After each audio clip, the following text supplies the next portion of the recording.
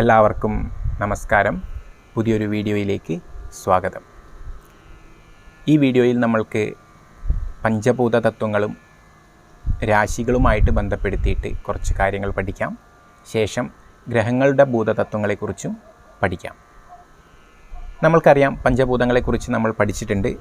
പഞ്ചാംഗങ്ങളെക്കുറിച്ച് പഠിക്കുമ്പോൾ ഓരോരോ അംഗങ്ങളും ഏതൊക്കെ ഭൂതതത്വങ്ങളുമായിട്ടാണ് ബന്ധപ്പെട്ടിരിക്കുന്നത് എന്ന് നമ്മൾ പഠിച്ചു. ഇനി ഓരോ രാശികൾക്കും പഞ്ചഭൂത തത്വങ്ങൾ കൽപ്പിച്ചു കൊടുത്തിട്ടുണ്ട്. അവ എങ്ങനെയാണ് എന്ന് നമ്മൾക്ക് ഒന്ന് പരിശോധിക്കാം. മേടം, ചിങ്ങം, ധനു ഈ 3 രാശികൾ അഗ്നിതത്വ രാശികളാണ്. ഇടവം, കന്നി, മകരം ഈ 3 രാശികൾ ഭൂമി തത്വരാശികളാണ്. മിഥുനം, തുലാം, കുംഭം ഇവ വായു തത്വരാശികളാണ്. കർക്കിടകം, വൃശ്ചികം, മീനം ഇവ ജലതത്വരാശികളാണ്. ഇങ്ങനെ 12 രാശികൾക്കും ഓരോരോ തത്വത്തിനും 3 രാശികൾ വീതം കൽപ്പിച്ചു കൊടുത്തു. ഇവിടെ ശ്രദ്ധിച്ചാൽ മനസ്സിലാകുന്ന ഒരു കാര്യം, ആകാശതത്വത്തിൻ്റെ കാരകത്വങ്ങളൊന്നും തന്നെ രാശികൾക്ക് കൽപ്പിച്ചു കൊടുത്തിട്ടില്ല എന്നതാണ്. അത് അങ്ങനെയല്ല, ആകാശതത്വം എല്ലാത്തിലും വ്യാപിച്ച് കിടക്കുന്നതായിട്ടാണ് ഇവിടെ സങ്കല്പിച്ചിരിക്കുന്നത്. എല്ലാ രാശികളിലും ഈ തത്വങ്ങളുടെ ഗുണങ്ങൾ അല്ലെങ്കിൽ തന്മാത്രകൾ നമ്മൾ പഠിക്കുമ്പോൾ ആകാശത്തിൻ്റെ ഗുണങ്ങൾ ശേഷം വരുന്ന എല്ലാ തത്വങ്ങളിലും ഉള്ളത് കൊണ്ട് ആകാശതത്വം എല്ലാത്തിലും വ്യാപിച്ചിരിക്കുന്നു, എല്ലാത്തിനെയും ഹോൾഡ് ചെയ്യുന്ന ഒരു തത്വമായിട്ടാണ് പറയുന്നത്. അതുകൊണ്ട് 4 തത്വങ്ങളിലും ആകാശതത്വം അടങ്ങിയിരിക്കുന്നു എന്നതാണ് സാരം. ഇനി ഓരോരോ ഗ്രഹങ്ങൾ തത്വങ്ങളുമായിട്ട് എങ്ങനെ ബന്ധപ്പെടുത്തിയിരിക്കുന്നു എന്ന് നോക്കാം. വ്യാഴത്തെയാണ് നമ്മൾ ഇവിടെ ആകാശതത്വവുമായിട്ട് ബന്ധപ്പെടുത്തിയിരിക്കുന്നത്. ശേഷമുള്ള വായു തത്വത്തെ ശനിയുമായിട്ട് ബന്ധപ്പെടുത്തിയിരിക്കുന്നു. അത് കഴിഞ്ഞ് അഗ്നിതത്വത്തെ ചൊവ്വയുമായിട്ടും ബന്ധപ്പെടുത്തിയിട്ടുണ്ട്. ശേഷം ജലതത്വത്തെ ശുക്രനുമായിട്ട് ബന്ധപ്പെടുത്തി അവസാനം വരുന്ന ഭൂമി തത്വത്തെ ബുധനുമായിട്ടാണ് ബന്ധപ്പെടുത്തിയിരിക്കുന്നത്. ഇങ്ങനെ 5 ഗ്രഹങ്ങൾ, അതായത് താരാഗ്രഹങ്ങൾക്ക് പഞ്ചഭൂതങ്ങളുമായിട്ട് 5 ഭൂതങ്ങളുമായിട്ട് എങ്ങനെയാണ് നിശ്ചയിച്ചിരിക്കുന്നത് എന്ന് നമ്മൾ പഠിച്ചു. ഇവിടെ നമ്മളൊരു കാര്യം മനസ്സിലാക്കേണ്ടത്, സൂര്യനും ചന്ദ്രനും ഇവിടെ പഞ്ചഭൂത തത്വങ്ങളുടെ കാരകത്വം കൊടുത്തിട്ടുണ്ടെങ്കിലും ഇവ യഥാർത്ഥത്തിൽ ഭൗതികാത്മക പ്രപഞ്ചത്തിന് അതീതമായിട്ടുള്ള മനസ്സും ആത്മാവും ആയിട്ടാണ് പറയാറ്. എന്നാൽ തന്നെയും ചില സന്ദർഭങ്ങളിൽ നമ്മൾക്ക് കാരകത്വം അവരിൽ ആരോപിക്കപ്പെടേണ്ടി വരുന്ന സന്ദർഭങ്ങൾ ഉണ്ടാകാം. അങ്ങനെയുള്ള സന്ദർഭത്തിൽ നമ്മൾ സൂര്യനെ അഗ്നിതത്വമായിട്ടും ചന്ദ്രനെ ജലതത്വമായിട്ടാണ് പരിഗണിക്കാറ്.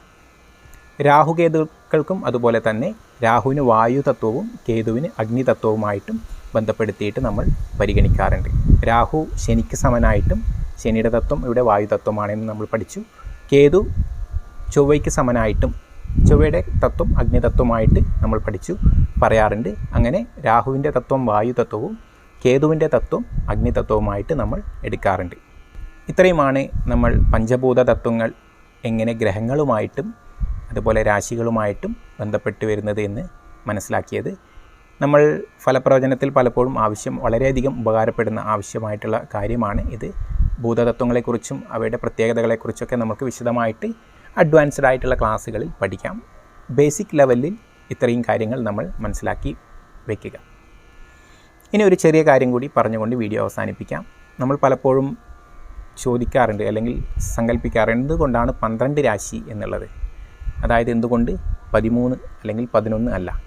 അതിനൊരു ഉത്തരം തീർച്ചയായിട്ടും, അല്ലെങ്കിൽ എന്തുകൊണ്ട് അങ്ങനെ വന്നു എന്നതിന് ഉത്തരം നമ്മളെല്ലാവരും പഠിച്ചിരിക്കേണ്ടതാണ്. കാരണം അത് ഏറ്റവും അടിസ്ഥാനപരമായിട്ടുള്ള ഒരു കാര്യമാണ്. നമ്മൾക്കറിയാം, സൂര്യൻ അതിൻ്റെ ക്രാന്തിവൃത്തത്തിലൂടെ അല്ലെങ്കിൽ സഞ്ചാരപാതയിലൂടെ അല്ലെങ്കിൽ രാശിചക്രത്തിലൂടെ ഒരു പ്രാവശ്യം വലം വയ്ക്കുമ്പോൾ ചന്ദ്രൻ 12 പ്രാവശ്യം വലം വയ്ക്കും. അതായത് സൂര്യൻ്റെയും ചന്ദ്രൻ്റെയും സമാഗമം അവിടെ 12 പ്രാവശ്യം ഉണ്ടാകും എന്ന് സാരം.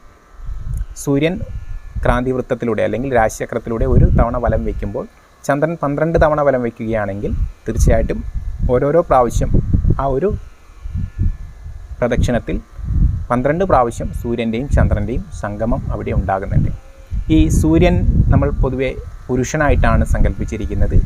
നമ്മൾ കാരകത്വം പഠിക്കുമ്പോൾ പിതാവിൻ്റെ കാരകത്വം എന്ന് നമ്മൾ സൂര്യന് കൽപ്പിച്ചു കൊടുത്തിരുന്നു. അതുപോലെ തന്നെ ചന്ദ്രൻ മാതാവിൻ്റെ അല്ലെങ്കിൽ സ്ത്രീയുടെ കാരകത്വം ചന്ദ്രനുണ്ട്. അപ്പോൾ പുരുഷൻ്റെയും സ്ത്രീയുടെയും സംഗമമാണ് സൃഷ്ടിക്ക് ആധാരമെന്ന് നമ്മൾക്കെല്ലാവർക്കും അറിയാം. ഈ 12 പ്രാവശ്യം സ്ത്രീ പുരുഷ സംഗമം അല്ലെങ്കിൽ സൂര്യൻ്റെയും ചന്ദ്രൻ്റെയും സംഗമം അതിനെ അടിസ്ഥാനപ്പെടുത്തിയിട്ടാണ് 12 രാശികൾ നിർണയിച്ചു വച്ചിരിക്കുന്നത് എന്നാണ് നമ്മൾ മനസ്സിലാക്കേണ്ടത്. അപ്പോൾ അതിൻ്റെ അടിസ്ഥാനം ഞാൻ ജസ്റ്റ് ഒന്ന് പറഞ്ഞു എന്ന് മാത്രം ഒന്ന് ഓർത്തിരിക്കുക. ഇന്നത്തെ വീഡിയോയിൽ ഇത്രയുമാണ്. ഇനി അടുത്ത വീഡിയോയിൽ അടുത്ത കണ്ടൻറ്റുമായിട്ട് നമ്മൾക്ക് കാണാം. ഏവർക്കും നന്ദി, നമസ്കാരം.